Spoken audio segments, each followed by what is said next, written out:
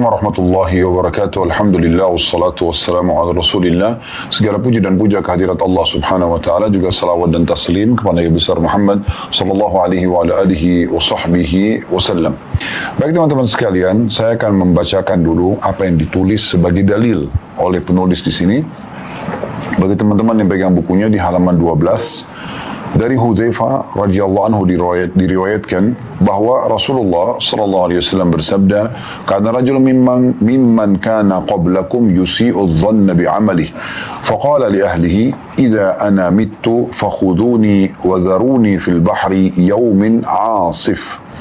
Fafa'alu bihi, fajama'ahu Allah thumma qala, "ما حملك على الذي صنعت؟ قال ما حملني عليه إلا مخافتك فغفر له." Artinya, kata Nabi SAW, ada seseorang yang hidup sebelum kalian menganggap jelek amalnya. Maka dia berwasiat kepada keluarganya, apabila satu waktu nanti saya meninggal dunia, bakarlah tubuh saya dan taburkanlah di lautan pada saat angin bertiup kencang. Lalu mereka pun melakukannya, keluarganya maksudnya. Maka Allah Subhanahu wa taala menyatukan kembali jasadnya, kemudian berfirman, "Apa yang mendorongmu berbuat demikian?" Maka dia menjawab, "Tidaklah yang mendorongku berbuat ini kecuali rasa takut kepadamu." Maka Allah pun mengampuninya. Hadis riwayat Bukhari. Hadis ini bermakna kita makna global dulu, adalah gambaran tentang bagaimana seseorang mukmin pada saat dia merasa takut dengan Tuhannya, takut akan amalnya belum diterima misalnya, atau takut dosa-dosanya belum dimaafkan, maka ini tanda keimanan. Dan ini sebuah karunia dari Allah Subhanahu wa taala, karena rasa takut itu, rasa khawatir ini, itu akan sangat bermanfaat agar dia selalu semangat mengerjakan amal saleh, dan tidak meninggalkannya sama sekali, karena khawatir justru kurang, yang bisa meninggikan derajat dari surga, menyelamatkannya dari siksa Allah. Dan juga dia khawatir kalau taubatnya belum diterima, sehingga akhirnya dia bisa dihukum dengannya walaupun dia sudah bertobat, sehingga dia selalu continue dalam bertobat. Nah, ini sebuah poin penting dalam masalah keimanan seorang mukmin, bagaimana dia memiliki rasa takut kepada Allah Subhanahu wa taala. Dan digambarkan dalam hadis ini tentu umat sebelum kita, mereka punya syariat sendiri, yang tentu ada syariat yang bersambung, ada yang sama, ada yang memang berubah, seperti kasus di masa Nabi Musa alaihissalam, disebutkan dalam surah Al-Baqarah, kalau Bani Israel di masa itu mau bertobat kepada Allah Subhanahu wa taala, maka mereka disuruh membunuh diri mereka. Allah mengatakan, "Faqtulu anfusakum," bunuhlah diri kalian. Kalau di masa Nabi Muhammad SAW tidak ada perintah untuk membunuh diri kalau seandainya orang bertaubat. Tapi Imam Nawawi rahimahullah mengatakan, kalau seseorang berbuat dosa besar, maka bila dia mengerjakan 3 hal ini, meninggalkan dosa itu seketika, menyesali dan berjanji sama Allah tidak akan mengulanginya, maka ini sudah cukup untuk dimaafkan dosa-dosanya. Nah, di sini Nabi SAW menggambarkan tentang umat sebelum kita. Mungkin di masa itu tidak ada larangan untuk membakar jenazah, kan? Karena di sini dia mengatakan, karena dia khawatir, rasa takutnya yang sangat besar kepada Allah SWT, jangan sampai amal-amal soleh yang sudah dia kerjakan ternyata kurang, kemudian juga dosa-dosanya mungkin yang pernah dia mohon ampun belum diterima. Bukan sangka buruk sama Allah, tetapi dia khawatir. Kekhawatiran ini adalah sebuah poin penting yang membuat tadi saya bilang orang bisa continue menjaga amal soleh, dan juga dia selalu menjauhi dosa karena dia khawatir jangan sampai amalnya kurang atau jangan sampai dosanya belum dimaafkan. Nah, di sini karena dia khawatir luar biasa dengan amalnya, maka dia berwasiat kepada keluarganya, nanti kalau saya meninggal, ini ceritanya jenazahnya, maka bakarlah, dibakar jenazah jasad saya, kemudian debunya itu disebarkan, dibuang di lautan di saat angin lagi bertiup, supaya debu itu menyebar di mana-mana. Dia ingin di sini membuktikan kemahakuasaan Allah Subhanahu wa taala, dan nanti akan menyatukan jasadnya. Dan subhanallah, dalam hadis ini digambarkan Allah Subhanahu wa taala lebih tahu tentang hambanya ini, dan betul dia menyatukan jasadnya hamba itu, kemudian menanyakan kepadanya, "Apa yang membuatmu melakukan ini?" Maka dia mengatakan, "Rasa takut kepadamu ya Allah." Dan Allah lebih tahu hamba itu tulus atau tidak. Memang betul-betul karena dia takut jangan sampai amal solehnya itu kurang, ya, dan jangan sampai juga dosanya belum dimaafkan, maka dia ingin dengan cara seperti ini nanti dia akan langsung berbicara dengan Tuhannya dan menyampaikan hajatnya. Dan seperti disampaikan dalam hadis ini, terjadi seperti apa yang diniatkan oleh orang tersebut. Akhirnya dia pun dibangkitkan dan Allah bertanya, kenapa kau lakukan ini? Maka dia mengatakan, karena rasa takut kepadamu ya Allah, maka Allah pun memaafkannya. Sekali lagi, ini adalah kemungkinan dan syariat umat sebelum kita, di mana jenazah boleh dibakar, ya, karena orang ini melakukan, dan ini jangan ditarik kepada kehidupan kita sekarang. Karena Nabi SAW tidak pernah mencontohkan untuk membakar jenazah. Ya. Tapi yang kita ingin titik beratkan dalam hadis ini adalah bagaimana rasa takutnya hamba ini kepada Allah membawanya kepada pengampunan Tuhannya atau pengampunan Allah Subhanahu wa Ta'ala. Di sini penulis mengatakan, hadis ini menjelaskan betapa besarnya keutamaan takut kepada Allah. Jadi itu dititik beratkan. Yang menjadi konsekuensi keimanan yang mana dengannya diperoleh penghapusan dosa. Ibnu Abi Jamrah rahimahullah berkata, orang tersebut yang diceritakan dalam hadis adalah orang yang beriman karena dia yakin adanya hisab atau hari pembalasan, dan dia yakin bahwa perbuatan jahat akan ada balasannya. Adapun wasiat itu mungkin diperbolehkan menurut syariat mereka untuk bersungguh-sungguh bertobat, karena dalam syariat Bani Israel seseorang diperbolehkan membunuh dirinya sendiri demi sahnya sebuah taubat. Ya, jadi ini poin penting sekali untuk kita garis bawahi tentunya. Ini adalah syariat umat sebelum kita. Kita tidak boleh membakar, tidak boleh kita berwasiat seperti ini.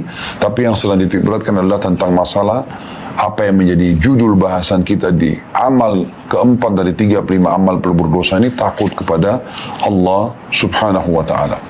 Teman-teman sekalian, ini gambaran umum dulu yang telah ditulis oleh penulis tentunya. Sekarang kita akan lebih jauh dan lebih dalam membahas tentang masalah takut kepada Allah Subhanahu wa Ta'ala ini. Saudaraku seiman, Allah Subhanahu wa Ta'ala memang memberikan potensi takut dalam diri kita. Namun Allah menekankan dalam Al-Quran, فَلَا تَخَافُوهُمْ وَخَافُونِ إِن كُنتُم مُؤْمِنِينَ. Jangan pernah kalian takut pada syaitan, jin, syaitan, manusia, siapa saja, makhluk. Tapi takutlah kepadaku, kata Allah, kalau kalian adalah orang-orang yang beriman. Berarti memang takut ini Allah berikan sebagai sebuah perangkat dalam diri seorang mukmin untuk selalu takut kepada Tuhannya. Dan takut ini sudah saya bahasakan tadi adalah takut, ya, kalau sampai amal solehnya belum diterima sama Allah atau kurang pahalanya, sehingga akhirnya dia selalu menjaga dan meningkatkan kualitas dari ibadahnya. Juga dari sisi lain dia selalu khawatir kalau dosanya akan mendatangkan hukuman padanya atau tobatnya belum diterima, sehingga dia selalu continue dalam bertaubat. Ya, begitu juga dengan berdoa misalnya, dia selalu berdoa dengan harapan satu waktu Allah akan berikan jawabannya. Maka ini semuanya adalah bagian daripada perangkat keimanan. Ini satu hal yang luar biasa, di mana seorang muslim harusnya merasa ini adalah sebuah karunia yang besar. Jadi jangan sampai Anda karena takut mati, ya, takut nanti bagaimana di kuburan, ya, disiksa atau enggak misalnya, takut amal soleh kita kurang dari timbangan amal, takut nanti kita enggak masuk surga, takut masuk neraka. Ini semua bagian daripada keimanan. Oleh karena itu Allah Subhanahu wa Ta'ala menitipkan takut ini dalam diri kita, memberikan kepada kita agar kita gunakan sebaik mungkin hanya takut dan tunduk kepada Allah Subhanahu wa Ta'ala. Bahkan Allah seringkali menyentuh rasa takut ini kepada hamba-hambanya agar mereka tidak melakukan perbuatan dosa. Contoh misalnya, kalau setiap orang mau melakukan perbuatan dosa, apalagi kalau dosa besar, ingin mencuri, ingin berzina, ingin apa saja, ya, memfitnah, pasti Allah mulai memberikan kepada dia rasa khawatir atau rasa takut. Ketakutan ini sebenarnya adalah takut kepada Allah Subhanahu wa Ta'ala. Asalnya kan rasa takut itu takut kepada Allah Subhanahu wa Ta'ala. Maka di sini dia jadi takut. Takut nanti jangan sampai Allah buat orang-orang mengetahui perbuatannya. Takut nanti jangan sampai Allah hukum dia sehingga Allah permalukan misalnya melalui hamba-hambanya, melalui manusia. Maka ini adalah contoh bagaimana dalam diri kita memang ada rasa takut itu. Orang, teman-teman sekalian, makin mengenal Tuhannya, maka makin takut kepada Allah. Kalau Anda makin tinggi ilmu agamanya, ya, makin sering Anda praktekkan ilmu agama itu, maka rasa takut ini akan makin kental. Ya, akan makin kental. Dan ini membawa kepada kekhusyuan dan ketundukan kepada Allah Subhanahu wa Ta'ala yang luar biasa. Makanya para salafus saleh itu dinukil kisah luar biasa dari mereka. bagaimana Hasan Basri rahimahullah pada saat melihat jenazah, beliau langsung spontan berzikir, memperbanyak zikirnya. Lalu ada yang menanyakan, wahai imam, kenapa anda berzikir? Lalu dia mengatakan kepada orang yang bertanya, berzikirlah, karena yang sedang kita antar sudah tidak bisa berzikir. Langsung dia jadikan itu sebagai momen bagaimana dia bisa segera mendekatkan diri kepada Allah Subhanahu wa taala. Abu Darda radhiyallahu anhu pada saat melihat jenazah, maka beliau langsung berbicara mengatakan, pergilah di pagi hari, kalau untuk waktu pagi misalnya, karena kami akan menyusul sore hari. Pergilah di sore hari, karena kami akan menyusul di pagi hari. Ya. Begitu juga banyak di antara ulama-ulama salafus saleh dulu, ada di antara mereka yang sampai pingsan pada saat melihat api unggun, lalu kemudian tubuhnya gemetar dan pingsan, ya. Ada bahkan di antara mereka yang sampai meninggal dunia karena rasa takutnya kepada Allah Subhanahu wa taala. Jadi memang makin dekat dengan Allah, makin tinggi ilmunya, makin kuat imannya, maka makin kuat juga rasa takutnya. Begitu mudah mereka meneteskan air mata karena Allah Subhanahu wa taala. Begitu mudah mereka meninggalkan perbuatan-perbuatan salah walaupun atau dosa, walaupun godaannya sangat besar, karena rasa takutnya kepada Allah Subhanahu wa taala. Oleh karena itu teman-teman sekalian, untuk memunculkan rasa takut ini makin kental, maka kita harus makin memperdalam ilmu agama dan juga makin banyak mempraktekkan dalam kehidupan kita, sehingga akhirnya sesuai dengan perkataan ulama, man kana billahi a'raf kana lillahi akhwaf. Ketahuilah, siapa yang paling mengenal Allah, maka pasti dia adalah orang yang paling takut kepada Allah Subhanahu wa taala. Ya. Asy-Syu'bi rahimahullah, seorang tabi'in, juga berkata, innamal alimu man yakhshallah. Ketahuilah, orang-orang berilmu itulah yang memiliki rasa takut kepada Allah Subhanahu wa taala. Ya, memang kita harus untuk mencegah rasa takut ini lebih kental lagi, supaya kita betul-betul selalu mengontrol amal soleh kita dan meninggalkan dosa. Harus kita lebih dekat kepada Allah Subhanahu wa taala. Baik teman-teman sekalian, di dalam statement yang lain ada yang menarik dari Abdullah bin Mas'ud radhiyallahu anhu, sahabat Nabi, mengatakan, kafa bi khasyatillahi ilman wa kafa bi'tirari atau bil iktirari billahi jahla, maaf saya ulangi ya, kafa bi khasyatillahi ilma, cukuplah rasa takut kepada Allah disebut ilmu, wa kafa bil iktirari billahi jahla, dan cukuplah, ya, orang-orang yang lalai, ya, atau terbuai, ya, dengan karunia Allah dan dia lupa kepada Allah, maka disebut kebodohan. Ya. Ini disebutkan dalam majmu' fatwanya Ibnu Taimiyah rahimahullah. Dan Ibnu Taimiyah menanggapi berkata, dari statement Abdullah bin Mas'ud ini, beliau mengatakan, wa idza kana ahlul khasyati humul ulama al-mamduhun fil kitab wa sunnah lam yakunu mustahiqina lidh-dhammi wa dhalika la yakunu illa ma'a fi'lil wajibat. Jika orang yang takut kepada Allah adalah para ulama, lalu mereka inilah yang terpuji dalam Al-Quran dan mereka pun tidak dicela, maka mereka lah yang biasa menjalankan kewajiban. Maksudnya adalah orang-orang yang berilmu dan juga mengamalkan amal-amal saleh itu, ya, ilmu itu, mengamalkan amal saleh, ilmu itu sebagai amal saleh, maka dia adalah orang yang paling takut kepada Allah Subhanahu wa taala. Lalu teman-teman Anda bertanya, kira-kira apa yang saya dapatkan kalau saya takut kepada Allah? Baiklah Ustaz, kami sudah faham misalnya takut kepada Allah Subhanahu wa taala itu akan mendatangkan tadi misalnya, jadi kita jadi lebih rajin beribadah dan lebih takut berbuat dosa. Oke, itu poin. Tapi ada nggak yang kami dapatkan di akhirat nanti? Ada. Anda akan mendapatkan, kalau selalu mengikuti rasa takut ini, ekstra istana di surga. Makanya Allah menjelaskan di dalam surah Ar-Rahman ayat 46, waliman khafa maqama rabbih jannatan. Dan bagi orang-orang yang takut ketika nanti menghadap Tuhannya di hari kiamat, akan mendapatkan 2 surga. Jadi orang-orang mendapat 1 surga, tapi orang yang takut kepada 2 surga. Ibnu Katsir rahimahullah menyampaikan tentang tafsir surah Ar-Rahman ayat 46 ini, seraya beliau mengatakan, siapa yang takut kepada Allah, ya, atau siapa yang takut pada maqam Rabbnya, maksudnya kedudukan Tuhannya, kelak di hari kiamat, ya, dia akan mendapatkan, ya, karunia 2 surga. Dan Ibnu Katsir mengatakan, dengan takut kepada Allah maka dia menahan hawa nafsunya. Dia tidak akan melampaui batas, maksudnya mengulang-ulangi dosa misalnya. Dia juga ya tidak akan mementingkan urusan dunia, yang penting adalah akhirat, tidak mengejar dunia berlebihan. Ya. Kemudian juga dia menjalankan kewajiban dan meninggalkan larangan. Dengan rasa takut itu akan muncul semua itu, dan pasti dia akan mendapatkan 2 istana di surga. Ya. Dinukil dari kisah atau dari hadis, ya, bukan kisah tapi dari hadis Abdullah bin Qais radhiyallahu anhu dari Rasulullah sallallahu alaihi wasallam, beliau bersabda mengenai surah Ar-Rahman ayat 46, ya. Dan hadis ini diriwayatkan Bukhari nomor 4878, Imam Muslim nomor 180, dan juga disebutkan dalam Sahih Tafsir Ibnu Katsir jilid 4 halaman 344 sampai 345. Hadis ini berbunyi jannatani min fiddah. Jadi maksud dengan 2 surga itu adalah dua surga ya dari perak. Aniyatuhuma wa ma fihima. Maka semua bejananya dan di dalamnya semua dari perak. Wa jannatani min zahabin aniyatuhuma wa ma fihima. Dan 2 surga juga ya dari emas dan bejana juga, ada apapun dalamnya semua dari emas ya. وَمَا بَيْنَ الْقَوْمِ وَبَيْنَ أَنْ يَنْظُرُوا إِلَى رَبِّهِمْ إِلَّا رِدَاءُ الْكِبَرِ عَلَى وَجْهِ فِي جَنَّةِ عَدْنٍ. Dan tidak ada yang menghalangi kaum-kaum yang ada di surga yang dapat 2 istana itu karena takut kepada Rabb mereka, melainkan ada pakaian kesombongan ya di wajah Allah di surga Aden atau surga yang tetap.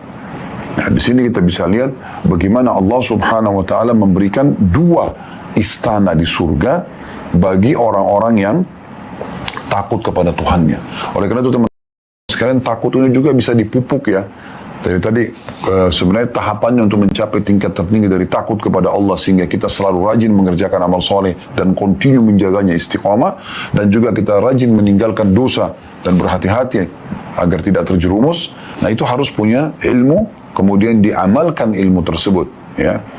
Makin tinggi ilmu seseorang dan makin kuat dia dalam mengamalkan amal soleh, wajib ataupun sunnah, ya, maka otomatis makin kuat keimanannya dan rasa takutnya kepada Allah SWT. Nah, ini tingkatannya. Namun juga ada poin yang penting untuk digarisbawahi. Nah, rasa takut kepada Allah Subhanahu Wa Taala ini, ya juga jangan rasa takut ya kepada makhluk kita samakan dengan Allah. Ini juga selain punya ilmu harus ada poin ini ya. Maksudnya adalah ada sebagian orang mungkin dia lebih takut misal dengan pasangan hidupnya daripada Allah Subhanahu Wa Taala. Di saat misalnya dia nonton sesuatu yang haram, sebenarnya dia tahu Tuhannya melihatnya, tapi dia tidak peduli dengan itu. Ya, semoga Allah maafkan kalau di masa lalu ada ini. Tapi dia lebih takut kalau istrinya lewat misalnya atau suaminya lewat, maka dia tiba-tiba tutup handphone tersebut. Rasa takutnya kepada makhluk lebih besar daripada takutnya kepada Allah Subhanahu Wa Taala. Ya, ada orang mencuri, berzina, apa saja, dia tidak takut sama Tuhannya. Kenapa? Karena kurangnya ilmu, dan dia coba memunculkan dan dia menerima bisikan syaitan agar dia lebih takut kepada makhluk. Jadi rasa takut yang dibisikkan itu, nanti kalau orang ini tahu kamu pencuri, maka mungkin dia tidak akan pekerjakan misalnya. Jadi arahnya ke situ, bukan justru lebih takut kepada ancaman Allah Subhanahu Wa Taala. Nah, ini nanti akan merusak rasa takut yang sebenarnya. Ya. Juga poin penting yang harus digarisbawahi dalam masalah ini, syaitan selalu menakut-nakuti. Dia mau tunggangi rasa takut kita itu. Sebagaimana Allah Subhanahu Wa Taala menyebutkan, Inna dzalikumus syaitanu yukhawifu awliya'a.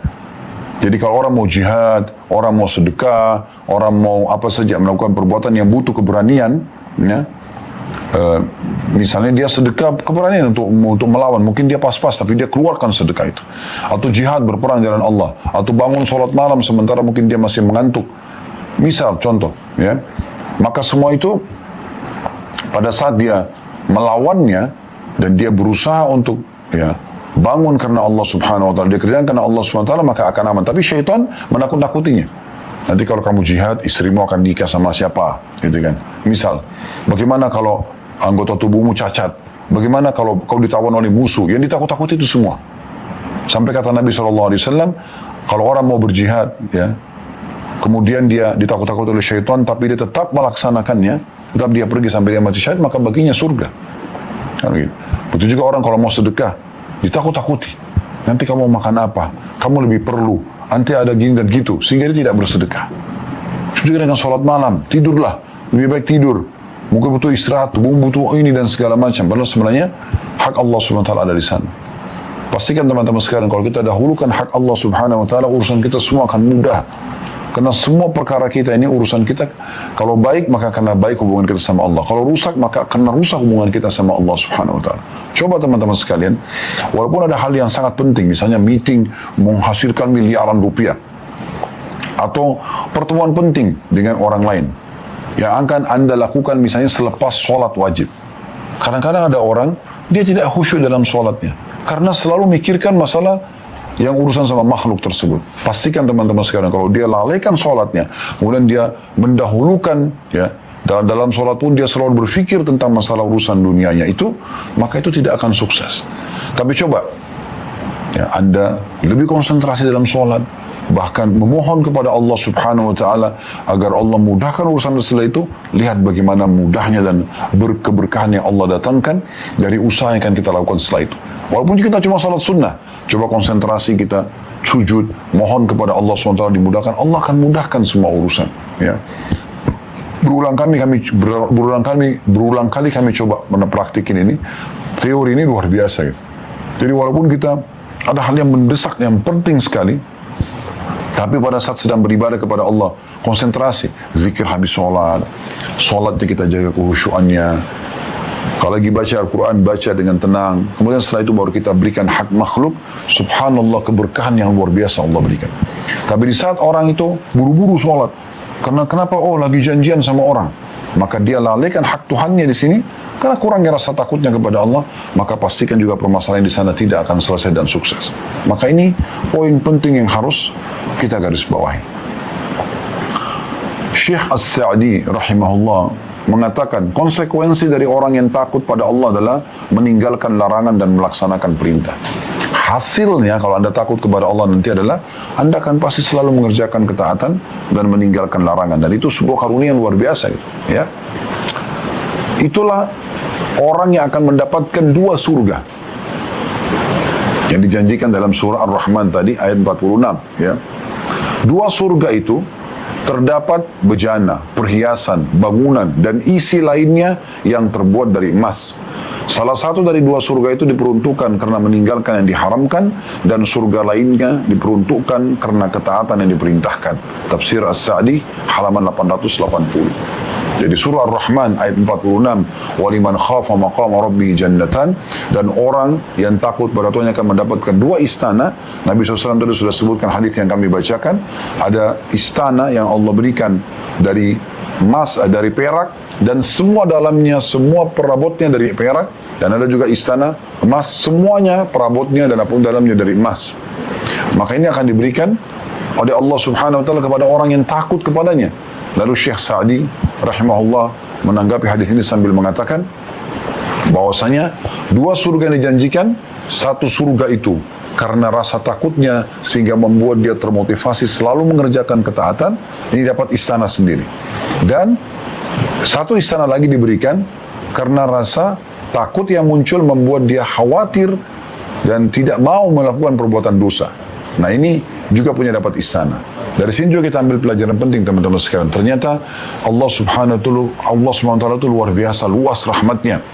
Dan memang Allah Subhanahu wa ta'ala ini memberikan kepada kita peluang-peluang yang sangat banyak. Dari 1 perbuatan amal soleh, bisa banyak sekali kita mendapatkan pahala di situ. Contoh misalnya sholat. Kita kalau sholat, di wudu ada pahalanya. Melangkah ke masjid ada pahalanya. Gitu kan? Masuk masjid ada pahalanya. Sholat sunnah sebelumnya qobliyah ada pahalanya. Doa di antara azan iqamah ada pahalanya. Takbiratul ihram pertama imam ada pahalanya. Setiap bacaan dan gerakan dalam sholat ada pahalanya. Selepas salam ada doa, selesai sholat, selepas sholat ada zikir, ada pahalanya. Gitu kan? Ada sholat ba'diyahnya misalnya. Di sholat wajib ada ba'diyah seperti duhur, maghrib dan isya misalnya. Ada pahalanya. Ini untuk kita sendiri. Tapi Allah memberikan kita kesempatan untuk menambah pahala itu. Bagaimana caranya? Ajak orang lain. Atau Anda menjadi muazzinnya, atau Anda menjadi imamnya, atau Anda membangun masjidnya, menyiapkan karpetnya, ya, fasilitas tempat uduknya. Padahal sebenarnya tadinya bisa kita kerjakan sendiri, tapi kita bisa mendapatkan pahala dengan memudahkan orang lain juga mengerjakannya. Ini akan menambah ekstra pahala, dan itu hampir semua di sisi ibadah kita sama. Ini satu sisi tentang masalah ibadah. Dan di saat Anda sedang mengerjakan ketaatan, berarti kan Anda meninggalkan larangannya ibadah itu. Apa itu? Misalnya Anda sholat, berarti kan ini perintahnya. Larangannya adalah meninggalkan sholat. Anda sekarang mendapatkan pahala karena mengerjakan ketaatan, mengerjakan ibadah tersebut. Anda juga dapat pahala karena meninggalkan yang dilarang dari ibadah itu, misalnya meninggalkan sholat. Nah ini luar biasa gitu, sisi panen pahala yang luar biasa, sulit digambarkan kalau dengan akal manusia. Tapi Allah subhanahu wa ta'ala itu ya maha pemurah, maha penyayang. Belum lagi Allah kekalkan dalam Al-Quran, ya, man ja'a bil hasanati falahu asyru amthaliha. Siapa yang mengerjakan satu kebaikan akan dilipat gandakan 10 kali lipat. Selain kita bisa dapat pahala dengan cukup banyak dari satu jenis pahala sendiri, tadi sudah kami kasih contoh ya, dengan kita kerjakan dapat pahala, dengan kita ajak orang lain dapat pahala, kita siapkan fasilitasnya juga dapat pahala. Jadi kita punya banyak kantong-kantong pahala di satu jenis ibadah, dan itu bisa terjadi di semua jenis ibadah. Dan belum lagi Allah subhanahu wa ta'ala janjikan akan lipat gandakan 10 kali lipat minimal itu ya, dari semua balasan pahala kebaikan. Coba bayangkan. Dan Nabi SAW menyebutkan sebuah hadis yang sangat mulia, man hamma bihasanatin walam ya'malha. Siapa yang niat ingin mengerjakan satu kebaikan dan belum sempat mengerjakannya, baru niat sholat malam, baru niat sedekah, baru niat hadir majelis ilmu, baru niat mau membantu, menjenguk orang susah, menjenguk orang sakit, bakti orang tua, haji dan umroh, jihad, apa saja, baru niat, belum sempat melakukannya karena belum punya peluang untuk itu, kutiba lahu hasanatun kamila, dicatatkan baginya satu pahala lengkap, baru niat saja. Oleh karena itu sering kami ingatkan teman-teman sekalian, kalau mau tidur malam jangan cuma langsung tidur, niatkan sholat malam. Kalaupun kebablasan tidur sudah mendapatkan lengkap pahala itu. Kata Nabi SAW, fa'in amilah kutiba lahu asyru adha'afiha ila 700 difin ila adha'afin kathira. Kalau dia betul-betul kerjakan apa yang sudah diniatkan dari amal soleh, dia bangun sholat malam tadi, dia betul-betul silaturahim keluarga, dia betul-betul bakti sama orang tua hari itu, dia betul-betul jenguk orang sakit, dia apa saja amal soleh yang sudah diniatkan, dia kerjakan, diberikan 10 kali lipat dari pahala tersebut sampai 700 kali lipat. Bahkan kelipatan-kelipatan yang banyak, tergantung kadar keikhlasannya. Semoga Allah subhanahu wa ta'ala menjadikan kita hamba-hamba yang selalu sibuk dengan amal soleh, dan Allah berikan pahala maksimal, bukan pahala yang minimal, tapi kita minta kepada Allah diberikan pahala maksimal, karena ini luar biasa. Lalu kata Nabi SAW, sebaliknya, وَمَنْ هَمَّ بِسَيِّئَةٍ وَلَمْ يَعْمَلْهَا كُتِبَ لَهُ حَسَنَةٌ كَامِلَةٌ. Siapa yang niat mengerjakan satu perbuatan dosa, niat ingin berzina, niat ingin berbohong, menipu, dan segala macam, lalu dia batalkan karena Allah, dicatatkan baginya satu pahala. Berarti kan ada sumber pahala dari amal soleh yang kita kerjakan, ada sumber pahala dari pembatalan dosa. Nah ini tadi yang kita jelaskan itu. Kemudian kata Nabi SAW, wa in amilah kutiba lahu sayyi'atun wahidah. Dan kalau dia kerjakan dosa itu hanya dicatatkan baginya satu dosa saja. Karunia apalagi teman-teman sekalian yang kita harapkan lebih daripada ini dari Allah subhanahu wa ta'ala. Apalagi memang Allah dasarnya memberikan lebih banyak daripada itu, sampai Allah mengatakan wa in ta'uddu ni'matallahi la tuhsuha. Kalau kalian ingin menghitung-hitung ya rezeki atau karunia dari Allah, maka kalian tidak akan mampu menghitungnya. Baik teman-teman sekalian, kita melanjutkan sisa bahasan kita berhubungan dengan masalah takut kepada Allah subhanahu wa ta'ala. Kembali saya ingatkan lagi apa yang kita sudah singgung di sesi awal tadi dari materi kita. Takut kepada Allah subhanahu wa ta'ala adalah sebuah perangkat keimanan yang sangat mahal. Di saat muncul rasa takut itu dalam diri Anda, dalam jiwa Anda takut jangan sampai amal soleh saya ini kurang. Maka Anda selalu dengan itu meningkatkan kualitasnya dan menjaga ya, agar dia selalu continue Anda kerjakan terus menerus. Dan juga Anda khawatir dan takut jangan sampai kalau terjerumus dalam dosa ini malah saya akan dihukum oleh Allah subhanahu wa ta'ala. Maka ini sebuah karunia yang luar biasa. Bilal radhiyallahu anhu, Abu Darda radhiyallahu anhu, dan hampir mayoritas sahabat Kalau kita nukil kisah-kisah di hari wafatnya, menjelang wafat mereka, umumnya mereka ditanya, apa yang Anda khawatirkan? Umumnya mereka mengatakan, dosa dan perjalanan masih jauh. Kok bisa? Figur seorang muazzin Nabi Bilal, sepanjang hidupnya azan, sepanjang hidupnya mendampingi Nabi SAW, lalu kemudian menjadi pasukan terbaik dan sahabat terbaiknya Abu Bakar, pasukan terbaik dan sahabat terbaiknya Umar radhiyallahu anhu ajma'in. Sepanjang hidupnya, di akhir hidupnya selalu jihad, dan sampai termasuk Bilal lah orang salah satu dari 12.000 pasukan muslim yang masuk, ya, atau sekian ribu pasukan muslim yang masuk menembus, ya, istana putihnya Kisra. Beliau luar biasa gitu. Ini hidupnya sepanjang hari itu semuanya ibadah. Abu Darda itu terkenal dengan seorang abidnya sahabat, ahli ibadahnya sahabat.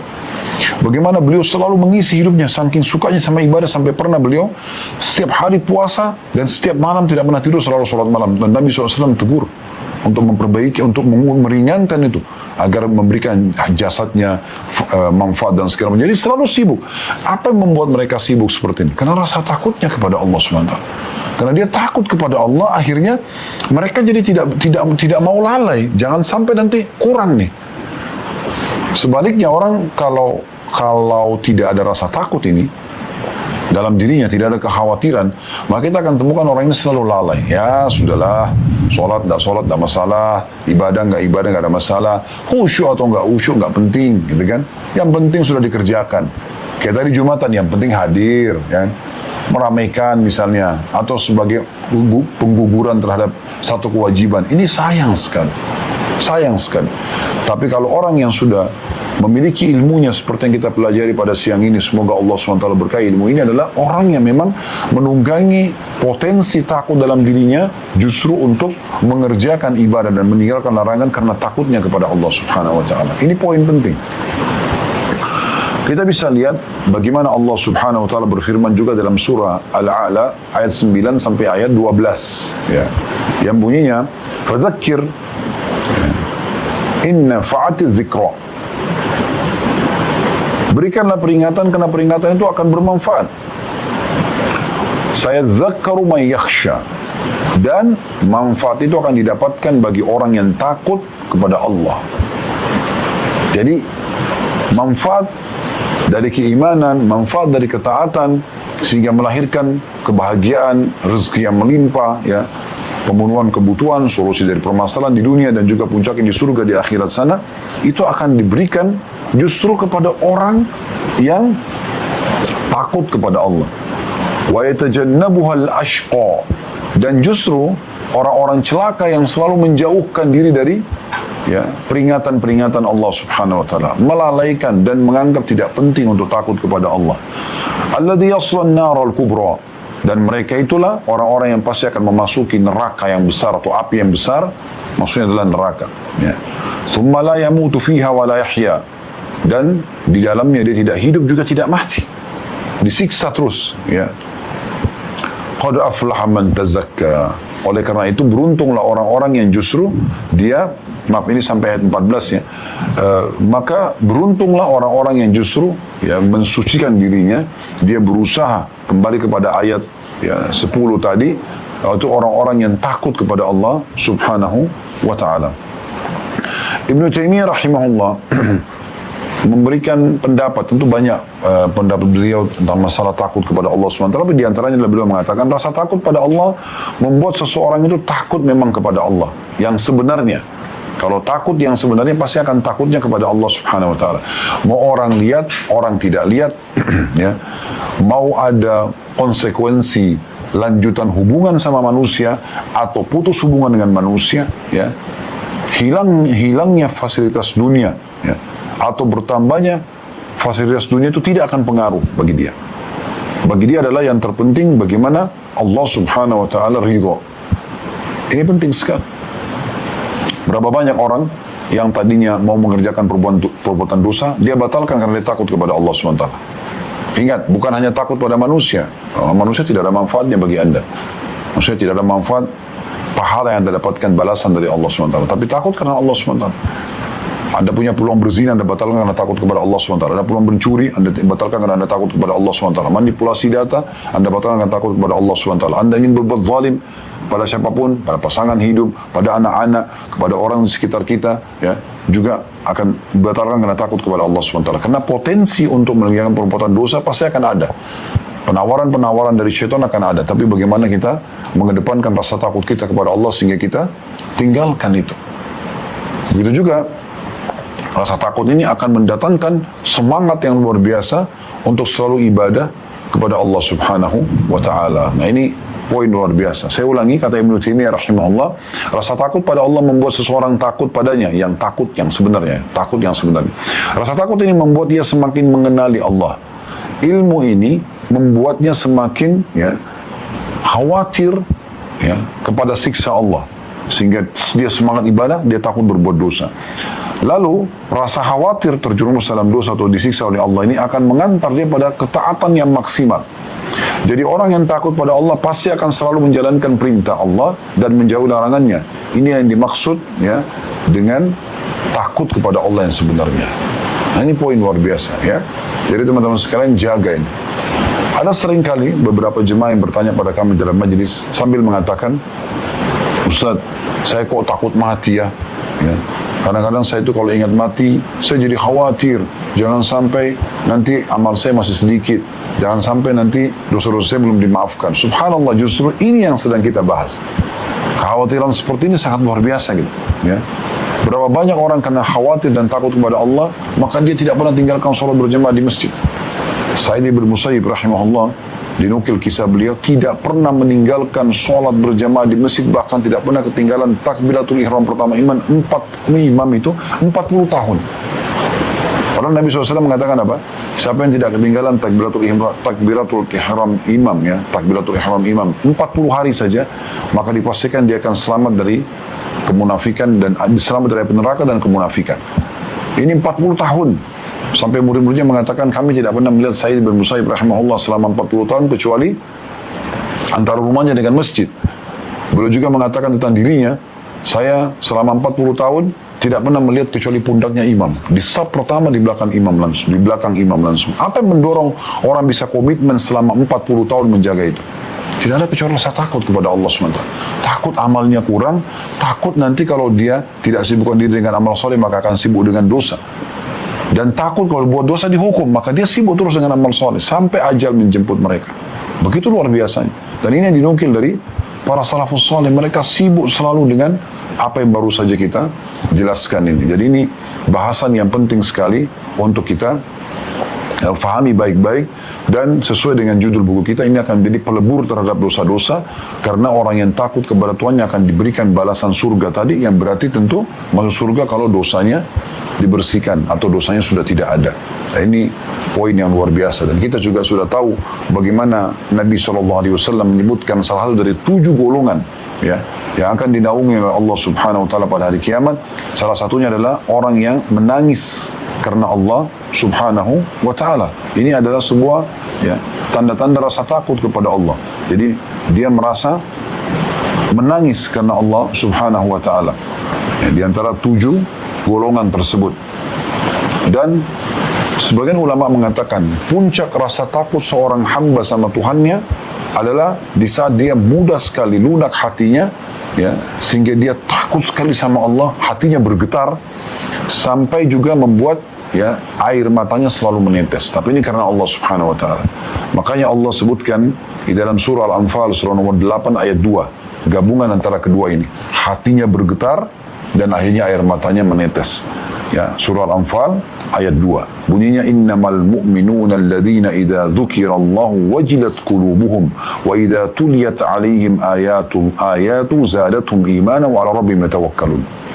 Sesungguhnya orang-orang mukmin, sesungguhnya orang-orang yang beriman itu ialah mereka yang bila disebut nama Allah gemetarlah hati mereka.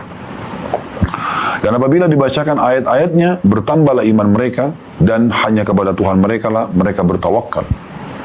Ibnu Katsir rahimahullah menyebutkan tentang tafsir surah Al-Anfal ayat 2 ini adalah sifat orang beriman yang sebenarnya. Jadi kalau sudah sampai pada tingkat level luar biasa rasa takutnya kepada Allah SWT, maka akan gemetar hatinya.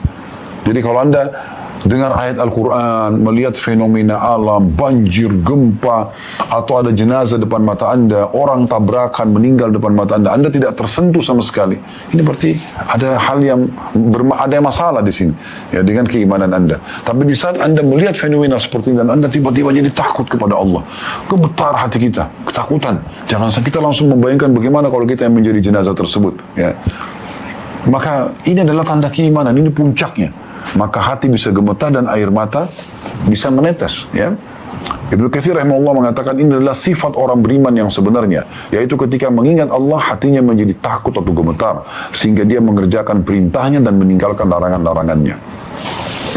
Sufyan ats-Tsauri rahimahullah mengatakan bahwa dia mendengar As-Su'di berkata tentang ayat ini, orang yang disebut dalam ayat ini adalah orang-orang yang berbuat zalim atau ingin bermaksiat. Lalu ada yang mengatakan juga bertakwa pada Allah, maka hatinya takut gemetar. Maksudnya, ada juga yang mengatakan makna ayat ini, ya, adalah orang-orang yang tadinya mau berbuat dosa, tapi karena dia takut kepada Allah, gemetar hatinya.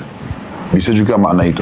Atau memang ada orang-orang yang mengingat Allah secara umum. Tadi saya bilang melihat fenomena, bisa bertafakkur misalnya melihat ciptaan Allah sementara di langit, di lautan, mungkin lebih peka lagi di pepohonan, di dirinya sendiri, di hewan-hewan. Semua ini membuat dia sudah cukup makin tunduk dan takut kepada Allah SWT, sehingga dia tahu ada Tuhan yang mengawasi dia. Atau memang hal-hal yang lain yang peringatan dari Allah, banjir, gempa tadi, ya, bencana alam, membuat dia makin takut kepada Allah Subhanahu wa Ta'ala. Allah Subhanahu wa Ta'ala juga mengajak orang-orang beriman memiliki sifat ini dan mencapai pada level ini. Artinya rasa takutnya ada karena potensi sudah ada, lalu kemudian terus diasah sama dia dengan ilmu agama yang benar, dengan mengamalkan amal-amal tersebut, maka ada rasa takut. Makin kental dia mendekatkan diri kepada Allah Subhanahu wa Ta'ala, maka makin peka rasa takutnya. Dan Allah mengingatkan bagi orang-orang yang belum tersentuh sampai ke level itu dalam surah Hadid, Al-Hadid, surah nomor 57 ayat 16. Alam ya'ni alladhina amanu an takhsha'a qulubuhum li dzikrillah. Belum datangkah waktunya bagi orang beriman untuk takut hatinya dan tunduk, ya, ketika mengingat Allah. Jadi ini Allah SWT ingatkan, dan ini ayat yang membuat Fudail bin Iyad rahimahullah, seorang ulama tabi'in, sadar dari sifat rampoknya atau kebiasaan merampoknya, atau jadi preman jalanan, ya, orang yang suka mengganggu orang lain dengan merampok dan merampas harta mereka. Tobat justru kena mendengarkan ayat ini, ya. Bagaimana, kapan, lalu sampai kapan kita mau lalai, ya. Juga Allah Subhanahu wa Ta'ala menyebutkan di dalam surah Al-Maidah surah nomor 5 ayat 83 tentang masalah orang-orang yang takut hatinya ini. Kalau mereka mendengar firman Allah, peringatan-peringatan sampai kepada mereka dari Rasulullah SAW, hati mereka lunak dan akhirnya mata mereka meneteskan air mata. Allah menggambarkan tentang An-Najashi rahimahullah, ya. Beliau adalah seorang raja di Ethiopia di masa Nabi SAW, dari agama Nasrani masuk Islam, gitu kan. Dan akhirnya meninggal dalam keadaan Islam, dan Nabi SAW salatil ghaib, beliau salat ghaib di kota Madinah karena di Ethiopia tidak ada yang salat, gitu kan. Dia menyembunyikan keislamannya. Di awal beliau mendengarkan, An-Najashi mendengarkan ayat-ayat Al-Quran yang turun kepada Nabi SAW melalui lisan Ja'far bin Abi Thalib radhiyallahu anhu, kakak kandungnya Ali bin Abi Thalib, lebih tua sekitar 10 tahun dari Ali, yang menjadi pemimpin daripada muhajirin, sahabat yang hijrah dari Mekah menuju ke Ethiopia. Ayat itu berbunyi dalam surah Al-Maidah 83, wa idza sami'u ma unzila ila ar-rasuli tara a'yunum tafidu min ad-dam'i mimma 'arafu min al-haqq yaqulun rabbana amanna faktubna ma'asy syahidin. Dan apabila mereka mendengarkan apa yang diturunkan kepada Rasul, maksudnya Muhammad SAW, maka melihat mata mereka mencucurkan air mata disebabkan kebenaran Al-Quran yang telah mereka ketahui dari kitab-kitab mereka sendiri. Seraya mereka berkata, ya Tuhan kami telah beriman, maka catatkanlah kami bersama dengan orang-orang yang memberikan kesaksian tentang Al-Quran ini dan juga risalah Nabi Muhammad SAW.